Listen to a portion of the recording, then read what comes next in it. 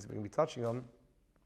And hopefully by the end of the evening, by the time to go home, you'll have a lovely going home present, which will be a little bit more of a focus and skill on being able to become more self-aware, and hopefully that will have a knock-on effect, please God, in Meretz Hashem, in our daily lives, in those horrible moments where you find yourselves being sucked into some horrible thought typhoon of feeling and emotional wreckage when various things happen in your life, whether it's ex-boyfriend walks into the room, or whether it's because your boss is hanging around and popped up, or it's that Hanukkah party, and the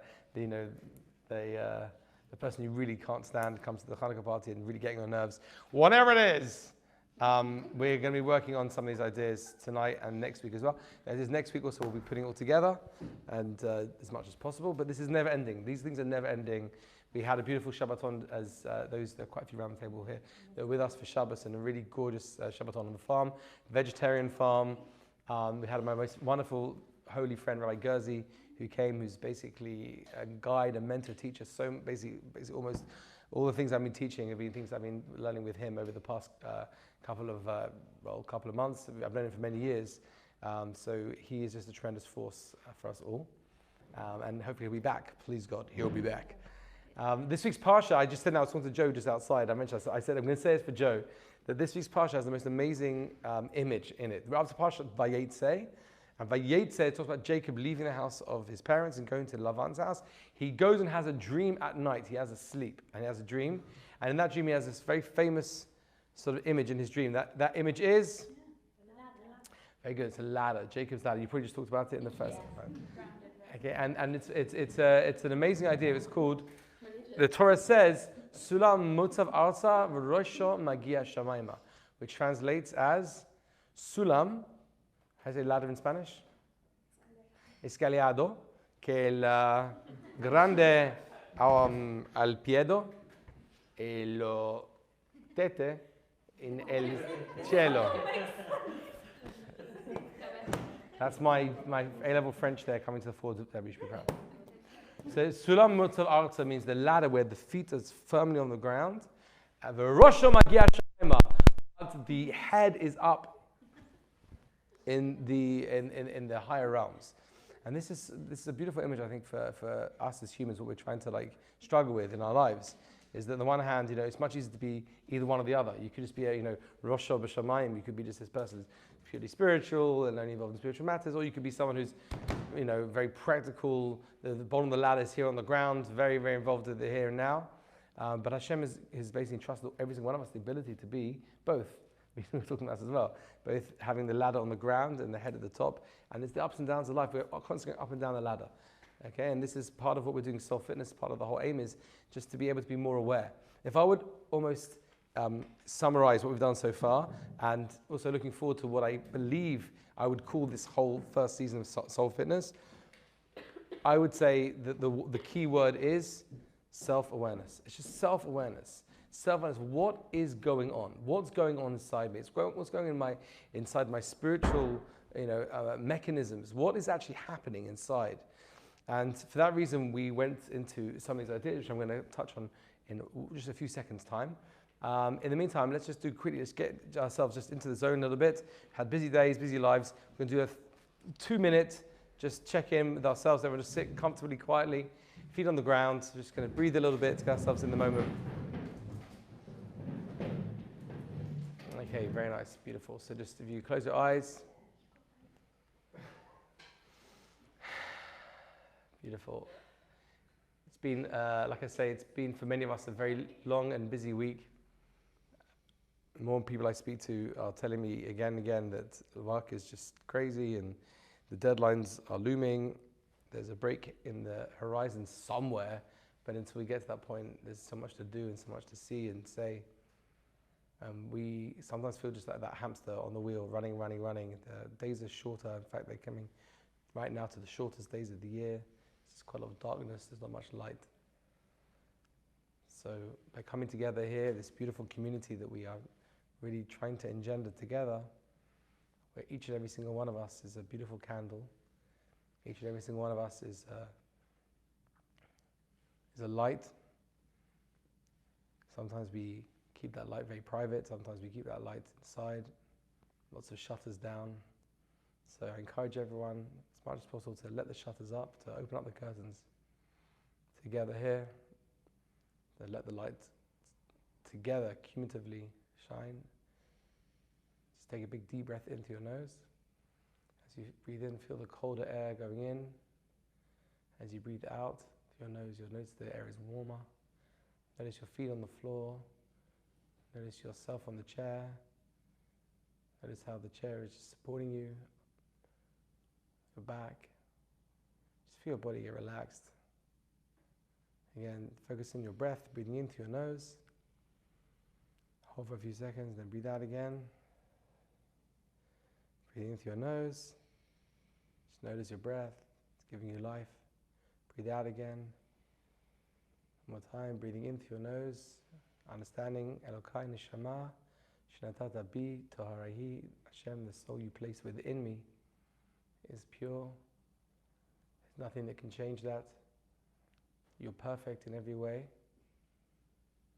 No one can change, can manipulate, can break, can taint the kernel of purity which is inside you. Just one last big deep breath into your nose. Hold for a few seconds and then breathe out. Feeling relaxed. Beautiful. Just back in the room. Excellent. Well done. I just find it just helps so much when we do this at the beginning. Just gets us started like in the zone. Now let me check, obviously, temperature-wise. Is that okay? We had a lot of to and fro, believe me. I think we spend most of our time just talking about the temperature in this room. I think that's kind of like the number one topic of discussion.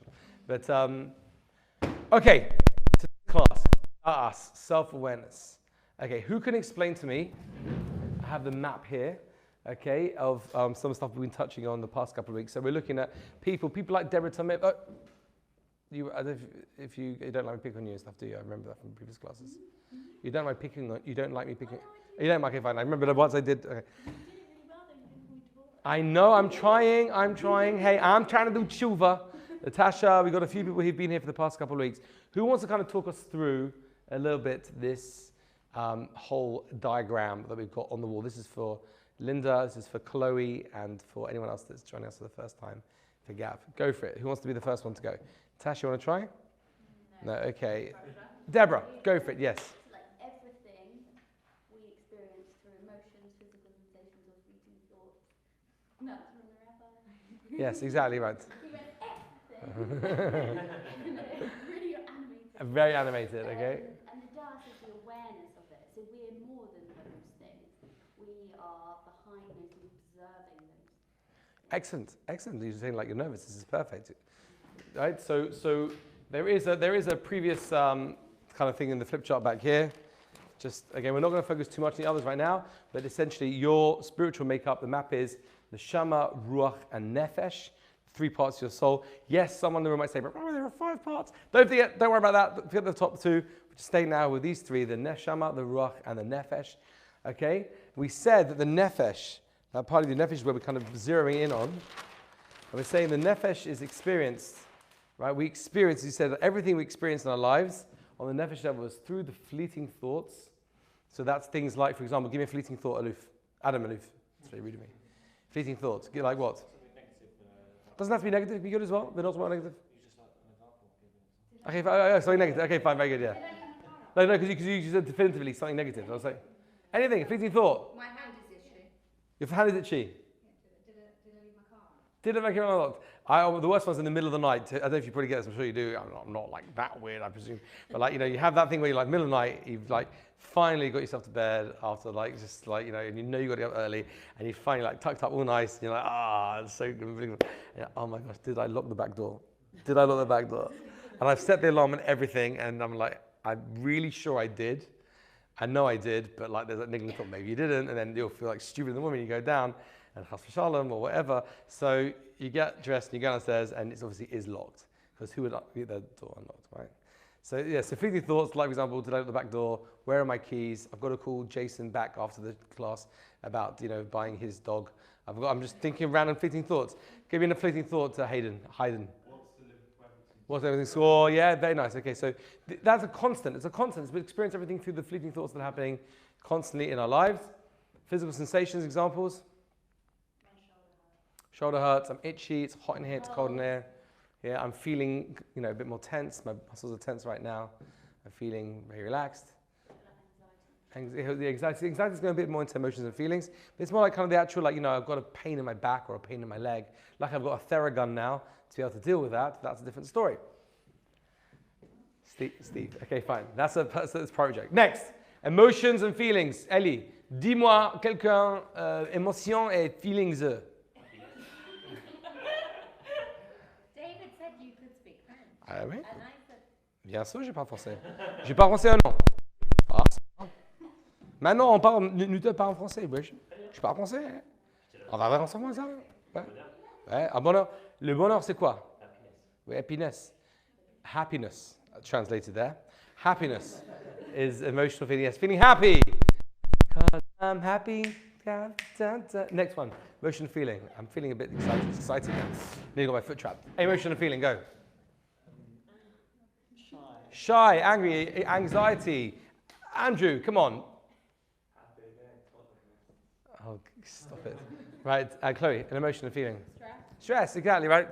A lot of us, I think it's a modern sort of problem with us feeling a lot of anxiety, a lot of stress. There's the deadlines. Okay, those are realities, but I'm getting the stress that's coming through that as well. Kind of feeling stressful, getting anxiety. Right, these are the emotions and feelings. So everything we experience in this world is coming to us from the fleeting thoughts, physical sensations, emotions, and feelings. And we had that place is our nefesh. Now, at this point in time, I do want to remind the whole room that we are in a digital detox class. Anyone with phones may well have them confiscated. That was obviously, I mean, you can record a class, but you can't check football scores in the class. So, for example, stimulus. Stimulus comes in. Okay, so that stimulus might be, person wakes up in the morning, okay, and they look at themselves in the mirror and they have any of these things going on. Okay, and the response will be based on, we're based on a lot of different things. We're based on our assumptions and experiences, memories, right, things that happened. And they will basically all together marry with our fleeting thoughts, physical sensations, emotions, and you will have a response. You will have a response. So I'm going to give you this example tonight. It's not necessarily a universal example, but I think kind of everyone has seen enough TV shows and movies to be able to understand this one. Let's say you're in a room and your ex is in the room. Okay, you're in a room and your ex didn't end up so well with your ex, let's just say, right? Okay, so the stimulus is the ex is in the room. So the ex is in the room. Now, fleeting thoughts will be happening. Okay, there's going to be a lot of physical sensations, like, the clamminess or like fight and flight. There'll be emotions and feelings also happening there. No worries. That's fine. Emotions and feelings also. And basically, a lot of those will come from the expectations, assumptions you have of yourself, the assumptions you have on the other person, also experiences. If you had an experience in the past with that ex that was difficult, or maybe you broke up with someone in the past and it was really difficult and hard and horrible, and it didn't, and these things end up being worse and worse, your expectation will be that it's going to be a really, really difficult experience being in the same room. So you're awkward, horrible, yeah? So your response would be, let's just say, either you'll leave the party, or you'll edge aside the room, or you'll try and find a friend and go, kind of pretend they're not there, or you'll take your phone out and just get into your own little world. So the response is always going to come. The stimulus is coming in, nefesh, right? Response. Another example, a good one is food, okay? I always like to talk about, personally speaking, that's my struggle.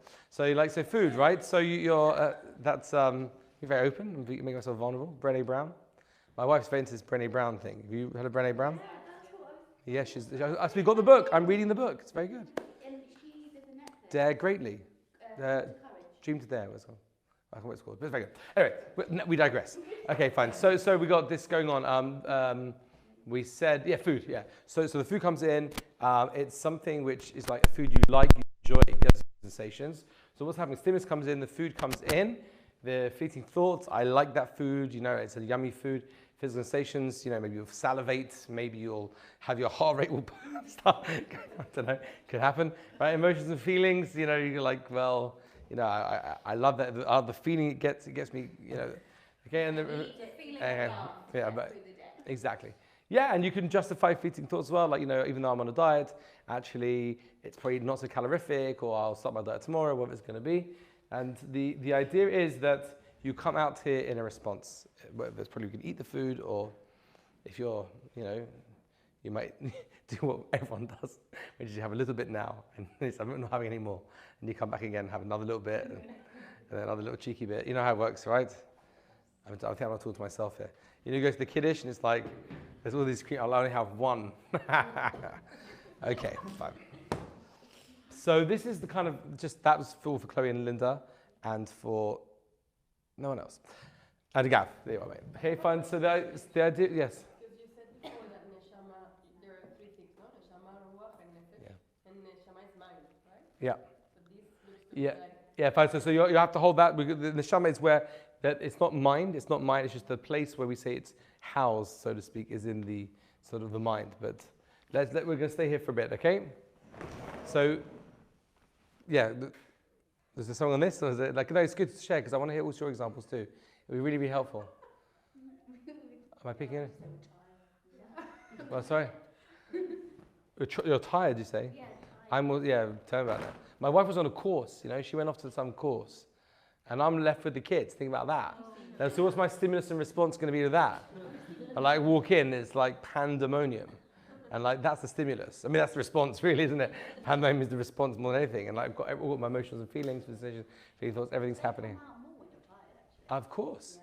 Of course, yeah. Because tiredness, I guess, it has a strain on everything. And your ability to be able to come into das is going to be really, really, really related to that.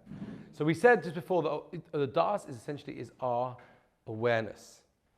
But I'm now going to pass on the source sheets, and we're going to go into more depth, and hopefully we'll get more of a understanding what's going on. So please do pass those short source sheets around.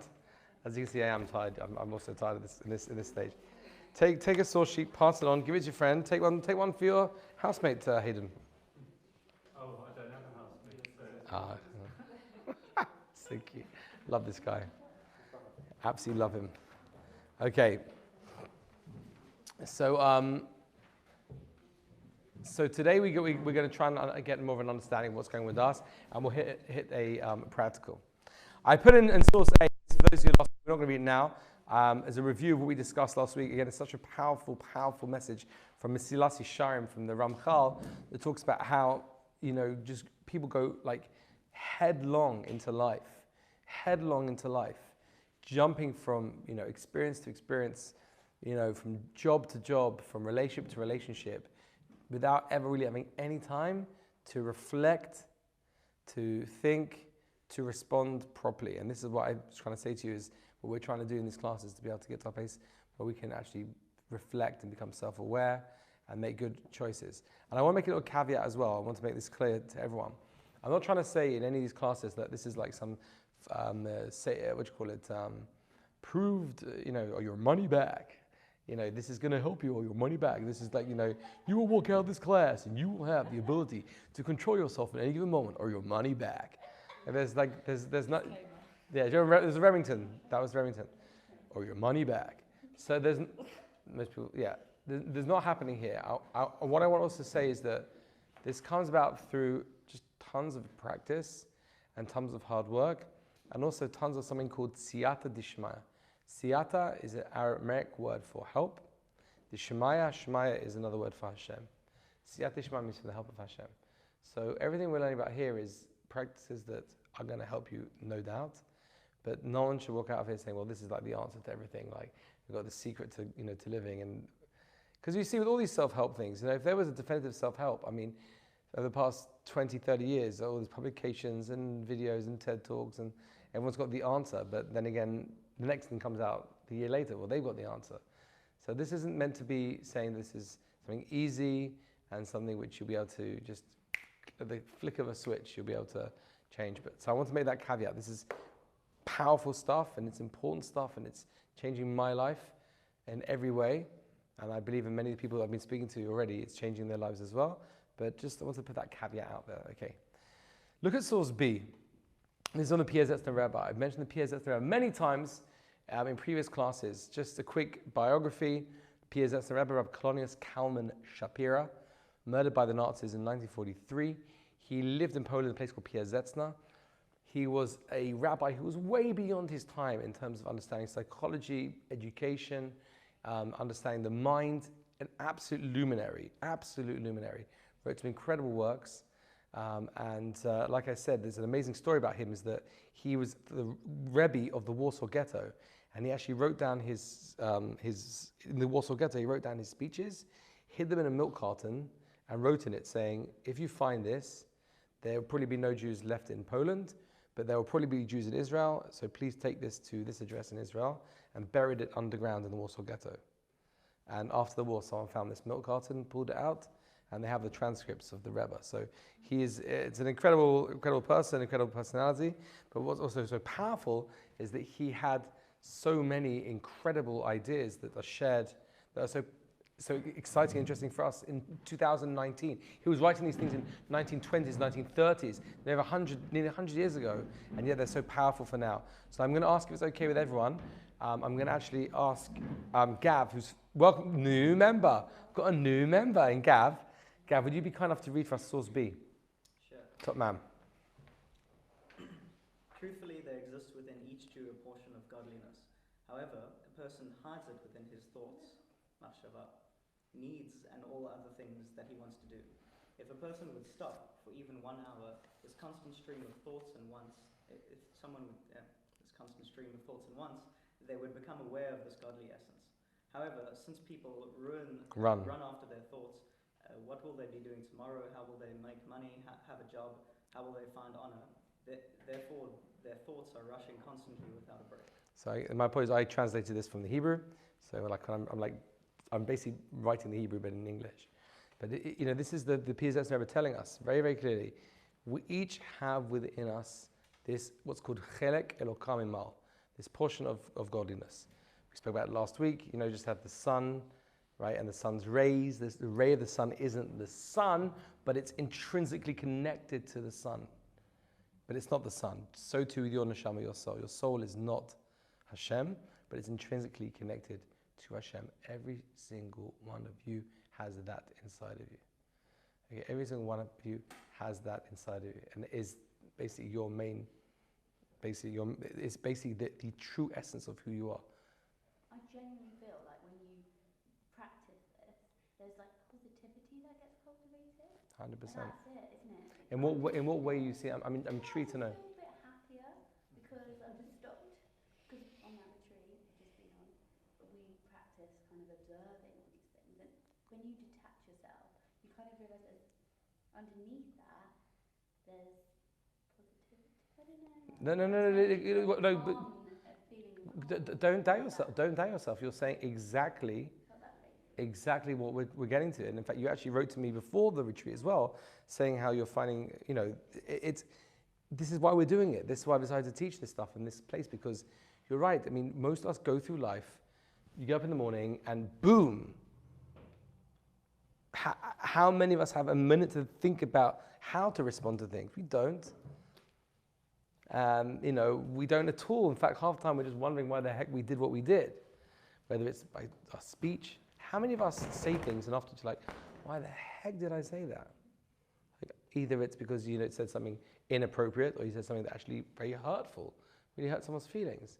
It's because you didn't have enough chance to know who your true essence is and how your true essence would even respond.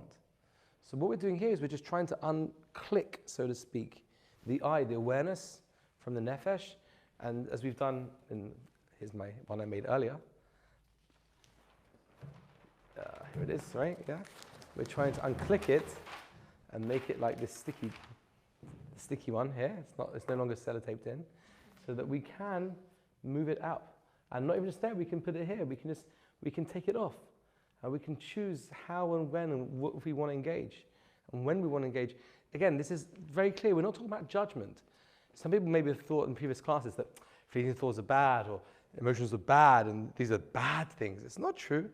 There are many emotions that I like, that I want to have, that are positive, like that emotion of love, emotion of connection.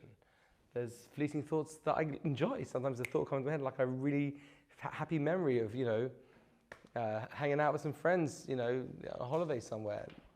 Doesn't mean that I can't put myself there for a little bit. I love it. I want to be there. But I can also come off it if I want to. This is what we're trying to do. So in order to get there, we have to be able to understand what das is. Now, if you turn the page here, we're going to show you that das is the power of, there's three things. There are three modes of das. Three modes of das. How are you doing, guys? Did you have it sorted? I've got some spare sheets if you need. I have two spare if they want. Okay. Okay, so das. Is everyone together? So the first mode of das is, as Deborah just mentioned before, is observation. To observe, to be able to observe. So to observe or focus on ourself and our midot. These are midot. We said midos. And the world around us as well. It's the power of observing. By the way, I've tried to give you here the makoros as well, the sources, how we know what these words mean. This is from Bereshis, from actually when Eliezer, who was Abraham's servant, went off to find a wife for his master Isaac. He went to the well. People are familiar with this, with Rebecca. Rebecca comes. So just to show you in Hebrew, the words are in source C. Va'ish mishta'el la macharish la das ha'atzliach Hashem darko imlo, which translates as the man meanwhile stood gazing at her, at Rivka, suddenly observing whether the Lord had made his errand successful or not. The word das here, it results the word observing, looking and watching, observing. So one of the functions of das is just to observe, is to be able to observe. Okay, and then we're going to do an exercise very soon. We're going to be doing this. Just heads up, don't leave early because we're going to just put all these things to practice. So observing. Okay, next one, separation. The mode of das is the mode to separate, to lift. This is what I meant by the kind of that sense of separation coming off. Okay, how do you know that to be true? The ability to separate from and not be overwhelmed by a thought, emotion, or experience. By the way, just so that you know, for some people in the world, this would be absolutely revolutionary. I won't be surprised if you go out there to some people and say, by the way, you have an ability to separate from and not be overwhelmed by a thought, emotion, or experience. And they would look at you like you've just landed from planet Zog. Like, no, you can't. Like, we're conditioned. There's no way you can change, and you have no choice in the matter. If someone does this to you, I spend a lot of time actually. I still am very intrigued and excited by something called the 3 principles. Anyone know about that? Innate health, 3 principles. I think it's so fascinating. They're talking about the same thing. Everyone's basically talking about the same thing. We have the Makor, we have the source here, but everyone's relating to the same thing. They call it mind, they call it thought and consciousness. Are you familiar with this? Okay. So I remember them talking about, examples whereby situations where all of us would think that we would all know how we would respond in a certain way. And they have studies from all different universities where they've seen that people aren't always going to respond the way you think they will. So they have examples of there's a lady, she talks about herself. Chas v'shalom, this would happen to any of us ever. But she talks about she was held up at gunpoint at one point. So it was in something in LA. She had a gun put to her head, and she was held up at gunpoint. Now, let me ask you a question: How would a person respond if they're held up at gunpoint? That's a very nice, sweet answer. But what do you think most people are going to say? What would be the natural response of a person held up at gunpoint? Panic, shut down, anxiety. I'm going to die. What else? Become a ninja. Yeah. I like that. Become a ninja. We'll go with that. Anyone else? What do you think? Beg for your life. Feel like you panicked, like can't breathe. What's going to happen? Right. So she talks about how she was totally overwhelmed by the fact that she felt complete calm. No, you're not even numb. She said she was at this stage. She said, this guy put a gun to her head, and she felt completely calm. So whatever happened, she wasn't expecting herself. She says she talks back about the experience. It's like, I couldn't believe it, but I had the gun to my head, and actually I didn't feel the panic. I felt actually very calm in the moment. I didn't feel. And sometimes you'll find with people that people go through tragedies or they'll go through I remember at the time when I was doing this course, we Skyped in with this lady in Nepal who just gone through the Nepal earthquake. If you remember, there was a big earthquake in Nepal. I think it was the summer of 2000, and I have forgotten. Which is a bit of a shame because it was a country I visited. And we interviewed this lady who lived through it, and she said that if you would tell her you're going to live through an earthquake, she would say, for sure, I would be like panicking and going crazy and be nuts. But she said that for some reason when it happened, she just felt a sense of calm. She's got to do what she's got to do right now. She's got to go where she's got to go. But she didn't feel panic, and she would never imagine she would feel that way. It just goes to show us that, you never know how we're going to be in a moment. We are trained to think that if something, they did a study in LA of traffic. When you're sitting in traffic, how do you feel when you're in traffic? Frustrated. Anyone else? Sometimes Panic, bored, right? somewhere. So they did a study. They went to all these people in the LA rush hour, was known for its traffic, and they asked people, how do you feel in the traffic? Okay, and they were surprised to find that not everyone hated it. Some people said that it's time for me to switch off. I hope not too much, but like to listen to things on the radio or to listen to a shir, obviously. Listen to some nice words of Torah. Okay, but not everyone responds in the same way. And this is something which is really fascinating for all of us to notice and understand that. Okay, so separation is the ability to separate from and not be overwhelmed by a thought, emotion, or experience. How do we know this? So look at some of the sources I brought you here.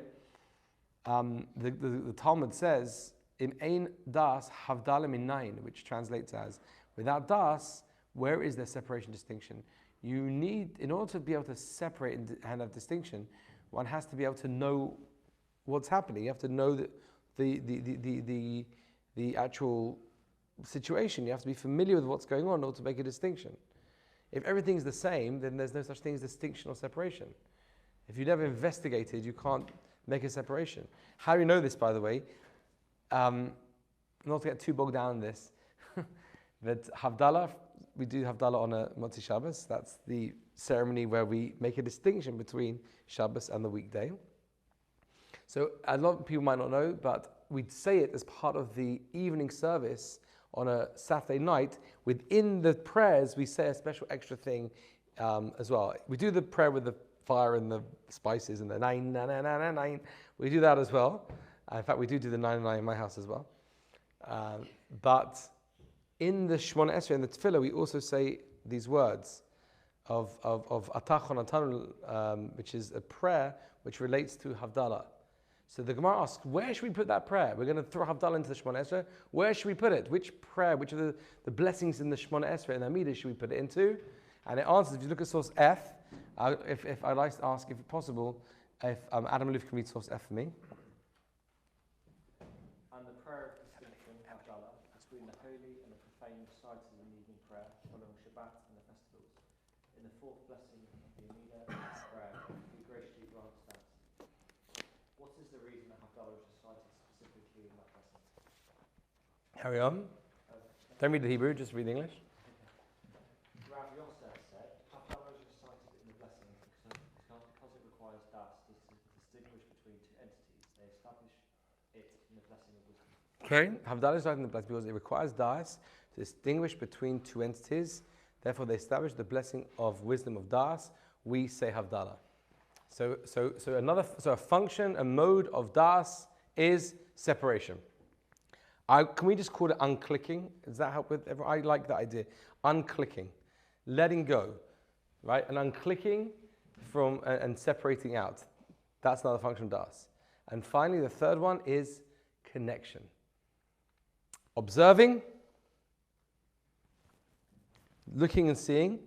Now I've observed, I can separate because I know what's going on here. I know how to pull myself out and separate. And now, if I want to, I can connect back to what I want to connect to. How do you know das? So a lot of people know this quote. This is from one of the first psukim, one of the first verses in Torah. V'hadam yada es chava ishtoi v'taha v'tel es kain v'toimeh kanisi ish es Hashem. Now the man knew his wife Eve, okay, and she conceived and bore Cain, saying, I have gained a male child with the help of Hashem.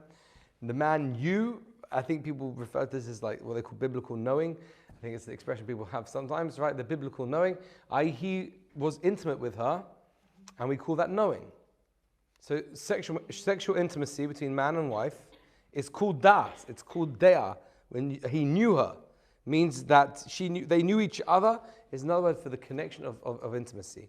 Das is a mode of das is connection, but not just a connection in a superficial way, in a deep and powerful way, where you go in with immense focus and power and connection. That's what the das is.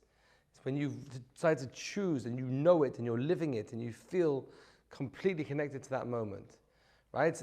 There are many things we've chosen in our own lives where we've chosen to be really connected to those things. I mean, I'm sure some of you guys have examples of things you've really feel that you've connected to, whether it's in a relationship, obviously that's one form where you connect to a person, but even to certain ways of looking at the world, we can really decide to go in and connect.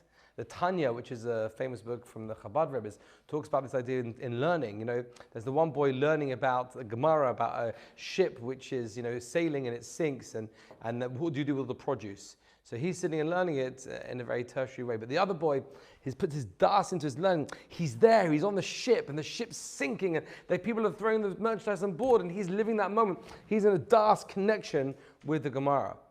You know, it's very interesting. Like, people know this from a psychological point of view as well. My sister told me, my little sister is a teacher in a school in Burnt Oak.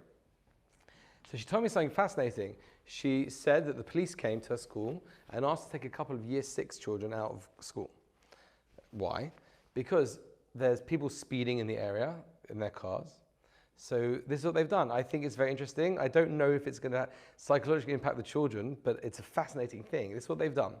They get these kids, they take them out of school, and they wait. And if someone speeds in the area, right, it's a 30 mile an hour, whatever, and they're going 40 or 50, so they pull them over, and then they get the kids to sit in the back of the car with that person and say the following questions. How would you feel if you killed me? Because you were speeding. Now imagine if you were speeding, okay, and a camera went flash, and you're like, how do you feel? Annoyed.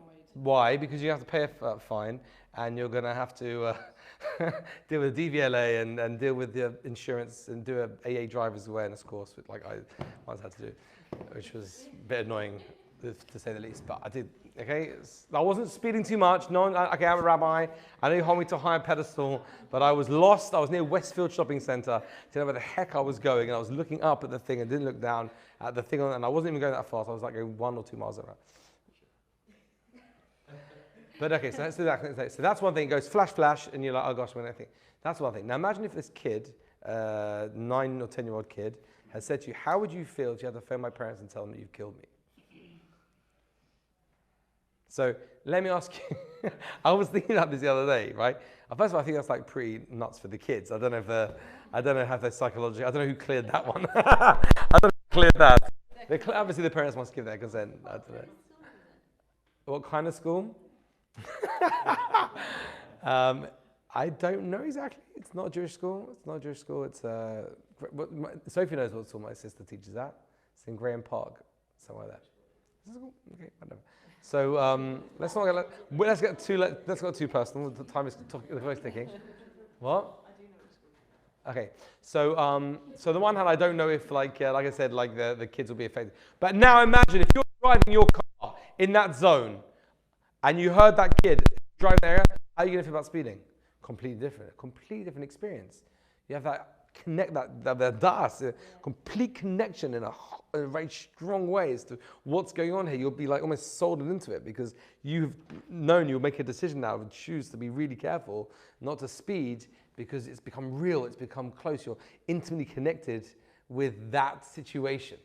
Okay, it's like it was very kind of a random example, but I'll just say when you feel so connected, when you feel so immersed, that's when you make that decision to connect back in.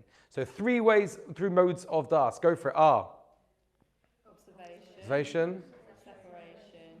Connection. Okay, and so what we're doing is like this. What we're trying to do is the following. Okay, and then we're about to do the practice. My wife's Australian, right? So Australians can't say a word. It's not. I mean, so they can say words, obviously. They have a whole country. It's one of the most, important countries in the world. But they can't finish a word. So, if she does physiotherapy, so she went this course and they have to do a practical. So she calls it a prac. Have to do a prac. So we yeah, they can't say the word practical. It's got to be a prac. So we're going to do a prac in a little bit, okay, guys? We'll do a prac. So, but in the meantime, what's normally happening is you've got S. S stands for stimulus. Okay? And then you've got The output. response. Okay, response, okay? Now, how does that normally look for most people? For most people, it looks like this, actually, I would say. And do you mind if I put a circle around it? Do you mind? No, mine's good. Okay. What it looks like for most people is this, I would actually suggest. Stimulus, response. Yeah. There's like really nothing going on between them. It's There's a stimulus automatic. response, stimulus response, stimulus response, stimulus response, automatic. Because we're conditioned to react quickly to things at the Yeah, it could well be. Because it's such a fast pace. Make a decision now. 100%. React now. 100%. Or too slow. 100%. A lot of people would say that. What's going on? Stimulus response, you know, like but and in some ways it could be helpful. Like, you know, a car comes racing down the street, because we're not, again, we're not talking about good or bad necessarily.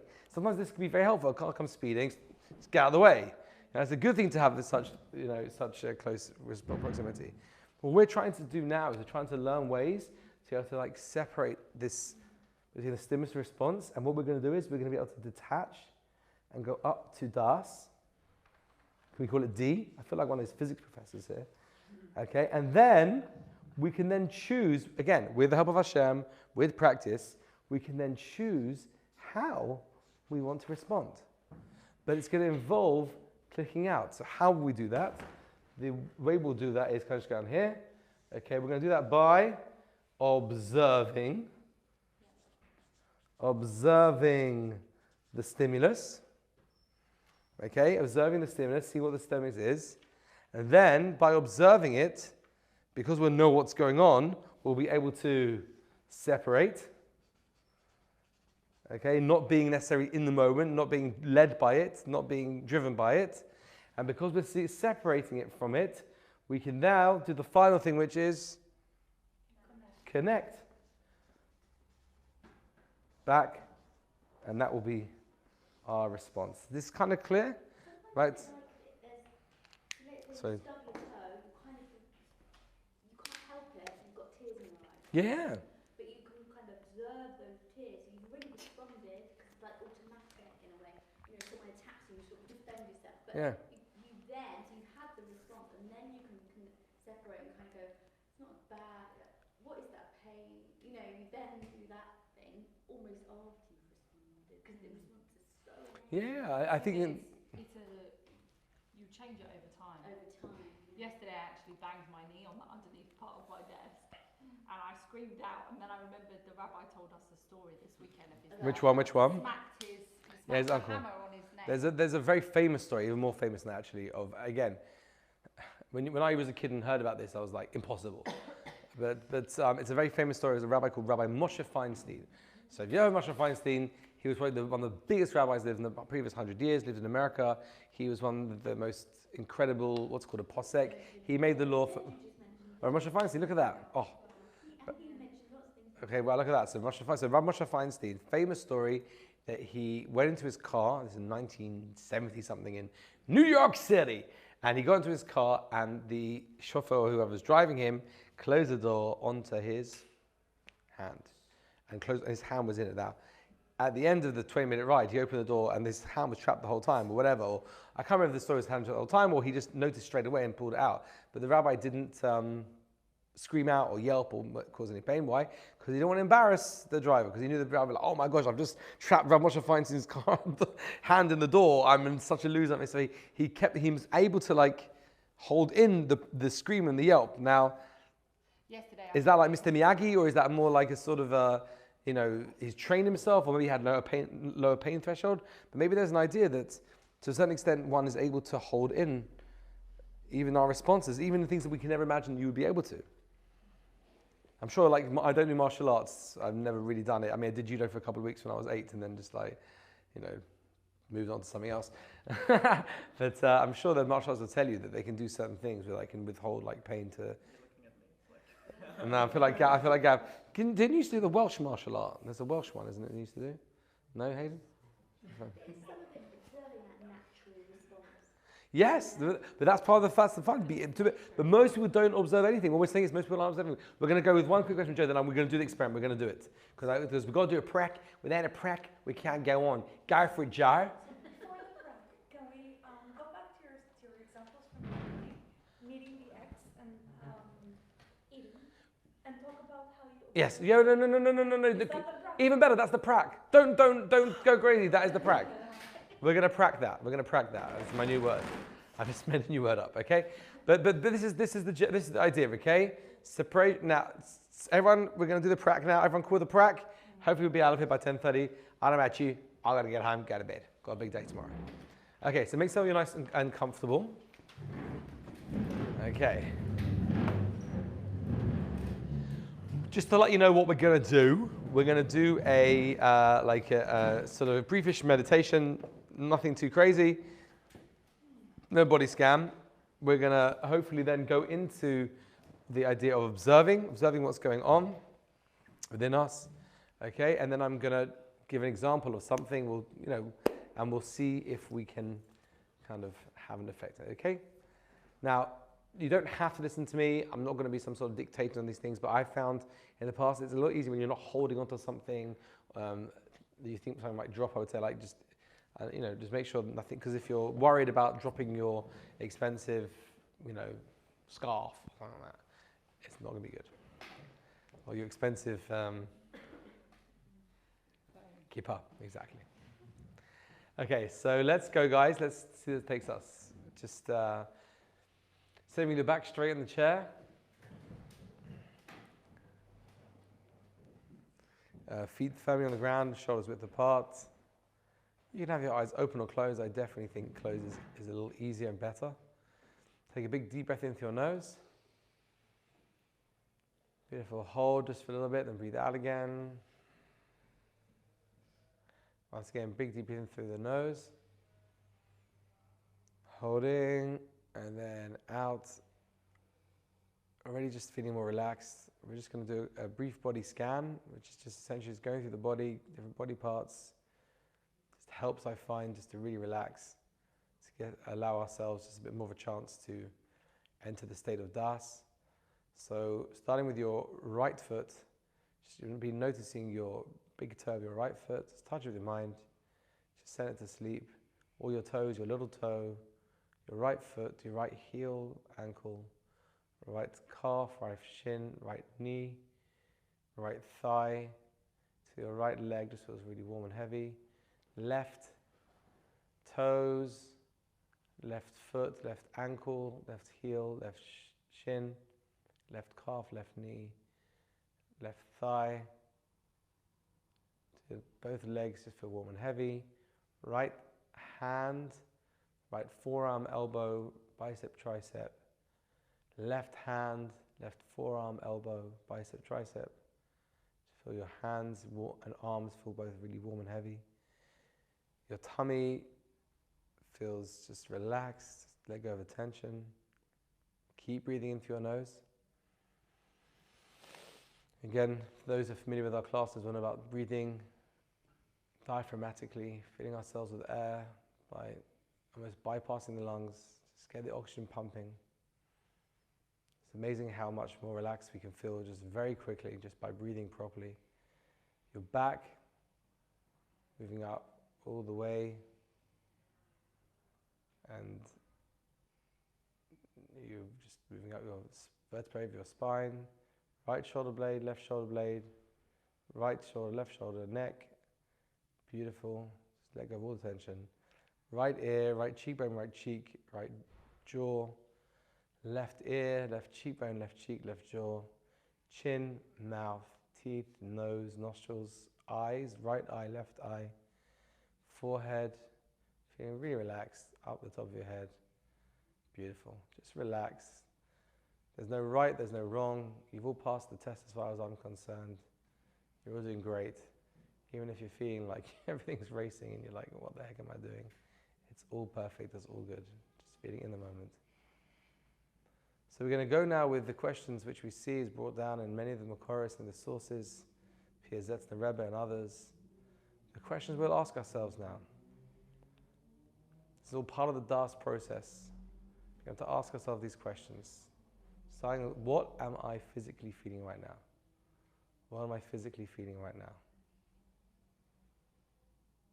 Am I physically feeling? Am I feeling pain? Pain somewhere? Is there something niggling? Is there a joint pain somewhere? Your eye, your head, your neck? So what am I physically feeling? Is my skin tension really tight? Is my skin dry? Am I feeling actually, no, just very, very, very happy and comfortable in my body right now. So just again, observing your physical. Next, we're going to observe. We're still in the midah of observing, in the area of observing. Emotionally, where are you emotionally right now? Emotionally, you're feeling anxiety, you're feeling simcha, you're feeling joy. Curiosity, tiredness, where are you feeling emotionally? Where are you in your emotions? Okay, being aware of your emotions. Then finally now, what are you thinking? Observing our thoughts is the final one. Observing our thoughts. What are our thoughts? What are our thoughts right now? So we've said in the past that this is quite a difficult one.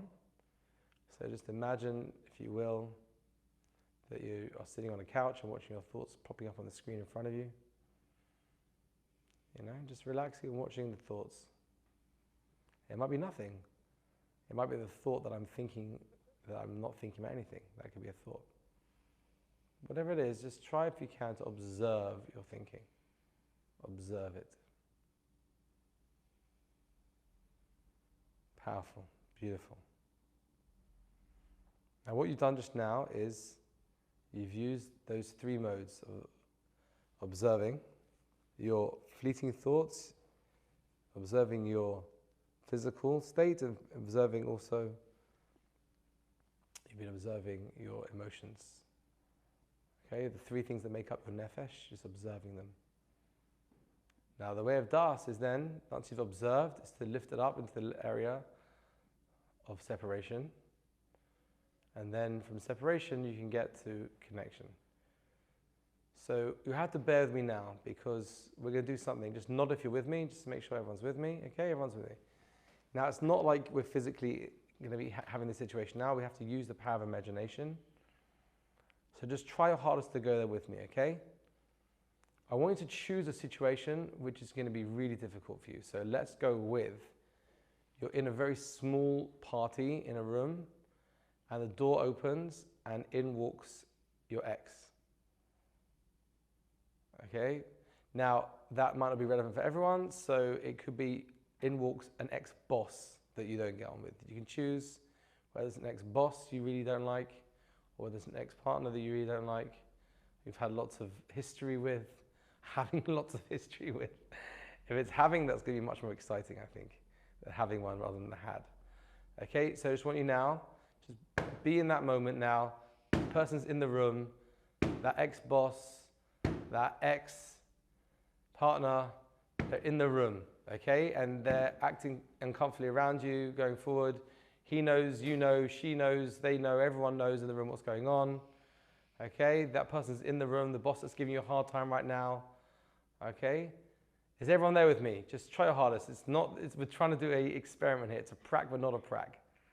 Okay, you're with me. Okay, what are you physically feeling right now? I want you to observe your physical feeling. What are you physically feeling? Maybe you're shaking a little bit. Maybe your muscles aren't really kind of like going to plan. What are you physically feeling right? Is your heart rate gone up? Do you feel more tension in your skin and your heart? Your blood pressure? Okay, that guy, that girl is in the room. It's really awkward and horrible. You want to get out, but you know you can't get out. The ex-boss is now like talking to people in the corner, and you know they're talking about you.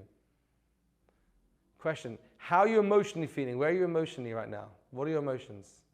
Just observe your emotions. Try and observe how you're feeling emotionally. Just observe. Don't get caught up in it. Just observe the emotions. Observe that feeling of anxiety or that feeling of jitteriness, feeling of pain. You might want to cry. You might want to just scream. You might want to just shout or just do something. You might want to just let go. You might want to curl up into a ball and start crying. How are you emotionally right now? Now finally, just with me, let's observe our thoughts. Lastly, what are you thinking? Just being aware of your thinking. In this moment, that person's there in the room with you. You really didn't want to see them. You really don't like seeing them. You don't want to see them, but they're there. What are you thinking? So just observe, if you can, those thoughts. Without engaging, without sticking to them. Try, if you can, just to observe those thoughts.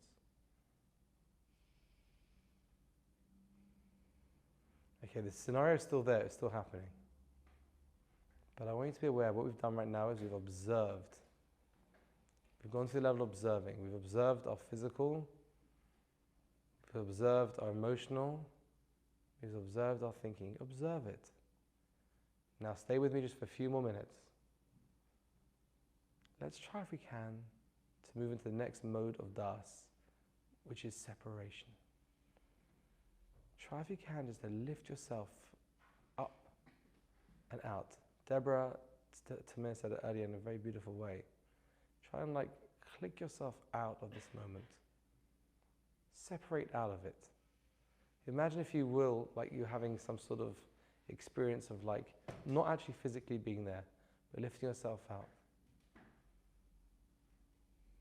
You're not really there in the room anymore. You've separated yourself out from the situation. You've clicked up into a higher realm. You've clicked up into a higher sense of mind, a higher sense of being. You've clicked up and out. You've separated. You've seen what's happening. You're aware of what's happening. You're not being taken for a ride. You're not like on a horse where the stallion is just going to go for an absolute canter down the beach. You are now just able to separate and stand still and observe what's going on. And the person's still in the room, remember that? They're still in the room, but you've separated yourself out now. And now I want you to ask yourself the question. Ask yourself that question. What do you want to do right now? What kind of feeling would you like to connect to? What kind of feeling would you like to connect to? What kind of feeling would you like to have as a response? If you could choose, what kind of response would you like to have? What's the response that would be the best one for you? You can't necessarily change the actual moment. You can't change the physical reality. But what's the one that you think you'll be proud of? The one that you think will help you in the long run?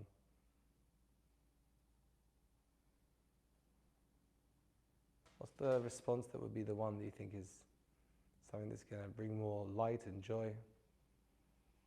Remembering that our soul is eternal, remembering that we're all human, remembering that we're all part of a huge, big picture.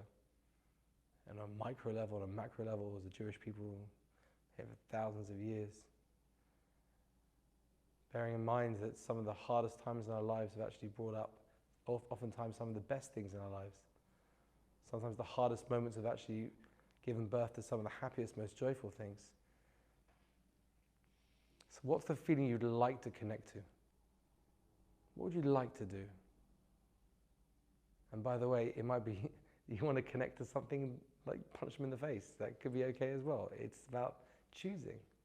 You may want to go up and slap them and just headbutt them. But you've got the choice. How would you like to connect? And now I'm going to ask you to connect and do that. And do that. Just be aware of how you feel because you've made that choice. You observed what was going on inside. You separated out. And then you connected the way you wanted to connect. Now, I'm not saying this is easy. I'm not saying this is simple. It's really not. But it's an amazing ability to get to a place of das.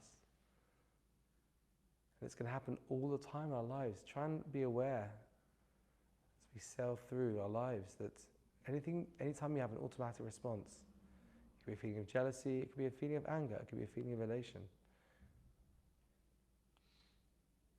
The first thing to do, which is amazing, is just observe what's going on with me right now. Okay, what am I thinking? What am I emotionally feeling? What am I physically feeling? What's going on right now? I'm observing myself. Now I'm going to separate, lift myself to a higher realm, and I'm going to connect and choose the way I want to. I'm going to connect knowing that I am part of something much bigger and greater than can be explained with any words around this table today. My soul is pure and perfect. Nothing can take that away. No one can take that away from me. I've got more power than I could ever imagine. Just try and imagine for yourselves how different life will be when we have this ability to be able to go to Das. Now you've connected. I hope you feel good. I hope you feel good knowing that you can do that. Again, this was a prac, as we say. It wasn't a real life. Real life is very hard. It's very hard to deal with disappointment. Someone tells you disappointing news. Something you really wanted, you didn't get. The date you really wanted to work out didn't work out. The relationship you really wanted didn't work out. The job you really wanted, you didn't get. Our body goes off on a whole amazing typhoon. And that's okay. There's no judgment here.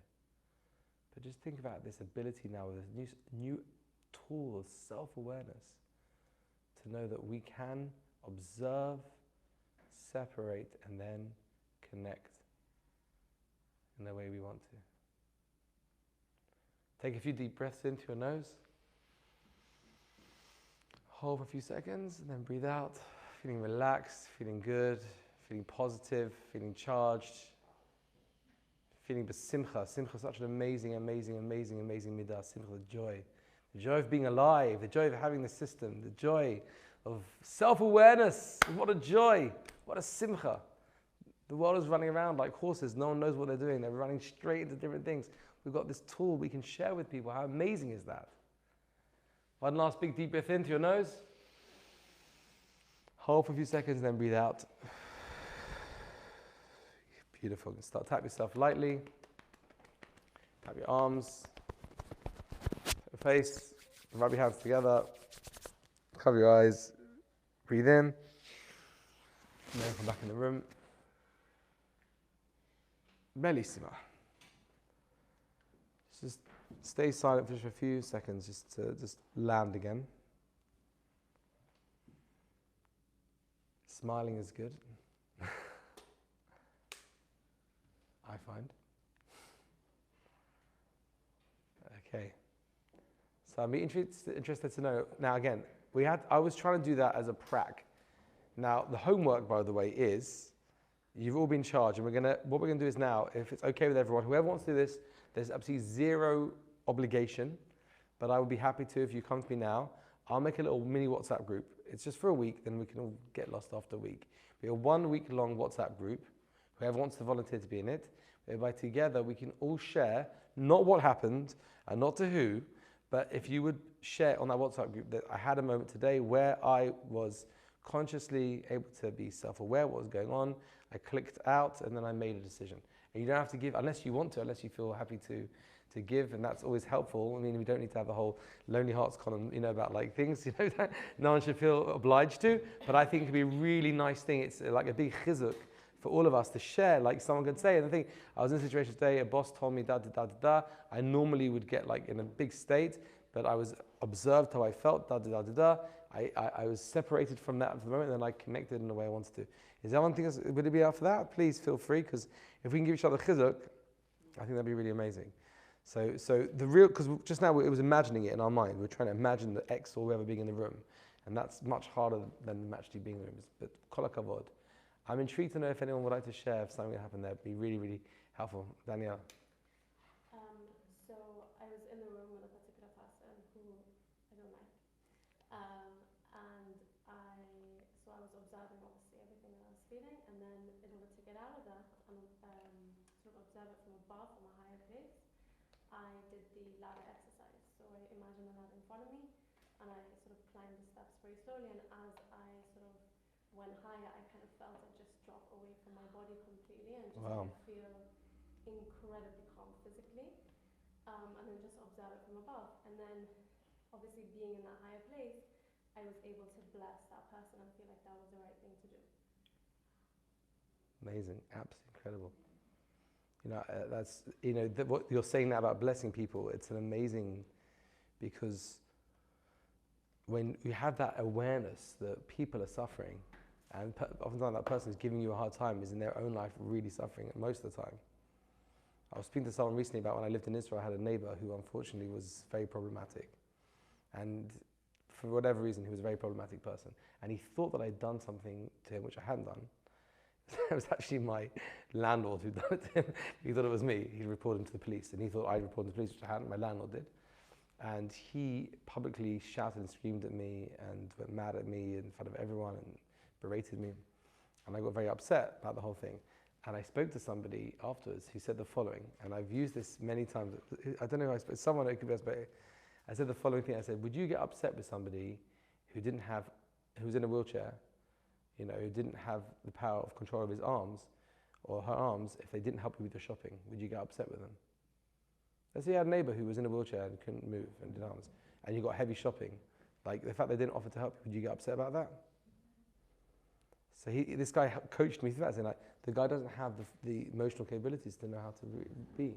So it almost like it's when I'm in those moments, I sometimes will get that place where I'll give like almost like a refuah shleima, a bracha to that person, saying like, I wish you better. Like, I wish you. Sometimes you see people losing it in the street, road rage or going mad. Sometimes I'll fall to a place of like, I'll give you a bracha for a refuah shleima that you should feel better. It sounds a little bit condescending. I'm not trying to be condescending. You feel sorry for them. They see their situation in a loving way, not like a, oh mate, you need help, mate. You know what I mean? You need help, but more in like a sort of loving way, like chaval for you, like such a shame that you do that. Yeah, that was really powerful. Dan. Thank you so much.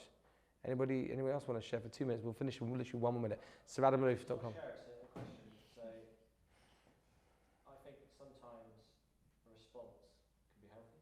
Yes. So say if like somebody upsets you, getting angry or crying, you feel better afterwards. Yeah. So in this instance, is it more that you can still get angry and cry, you're just going to think about it first? And Well, what did I say? I said in the thing, if you punch, I said in the thing, punch them if you want. You can do what you want. You can go up to them, punch them or headbutt them. But it's because you've thought about it. I said those words, so it's okay. I'm not, again, very, very careful. We're not judging. It's not a judgment thing. I didn't say at one point what's good or what's bad. It's not a judgment. It's just more like, instead of the stimulus and response being there, is the stimulus observing, separating, connecting, and then doing. And you're right, sometimes it is. You got to say, you are an evil piece of da-da-da-da-da, and you know, and maybe that's the way you're responding, but you've thought about it. Can I add something quickly? Please, Joe. So it could be the opposite. I was thinking the right thing, or the mature thing to do, the adult thing to do, whatever, is to go say hi. But you know what? I actually really don't want to, so I'm just going to ignore them. And it's okay to do not the right thing, but it's okay to do what you want to do. I don't think there's a right thing. Yeah, maybe that's again the point we're trying to engender here is there was no right, wrong, whatever. That's the whole point. It's just more we're just having that exercise of instead of being SR, it's S R. One more person want to share if they had something that was helpful. I'll be interested. Anyone else? Deborah. Yeah. My response is run away. I don't like sitting with really horrible emotions. So like in the same way, it's not like yoga. You taught to kind of sit with it. I don't like sitting with the uncomfortableness. But just practicing sitting with it has helped me so much because now in life I'm leaning into it, but more discomfort rather than kind of avoiding. And so like for me, I've like realised what my kind of natural response is. Beautiful. And again, this is all part of a general superstructure of like becoming more pure in ourselves, more pure in our lives, that we just feel that more comfortable, I suppose, in ourselves. That means that, you know, sitting in a place is not going to be as uncomfortable anymore because I'm happy with who I am. I have a shleimus myself. I'm shalem with who I am. Shalem means whole. David. I just remembered, this isn't from my life, but you told me a story, or somebody here told me a story about a rabbi who lost training. Yeah, I told you that, yeah. And I feel like that's a good example of this. This is a person who's basically learned to have a stimulus, observe, separate, and connect, but really, really fast, to the point where, because I feel like the more you practice this, the quicker you can Amazing, play amazing. and observe and play. I never would have connected that together. The story about the Chofetz Chaim, who was on a train, the train jolted, one glove fell out. So he threw the other glove straight away out the window. Why? So if someone finds it, he finds a pair of gloves, not one glove and like another 100 meters down there. And I talk about an example that it was so natural for him to think of other people that it was straight away throughout the other. But the automatic result would be, or response would be, oh crap, I lost my glove. Yeah. Just Yeah. I mean, that's the level which we could like aim toward.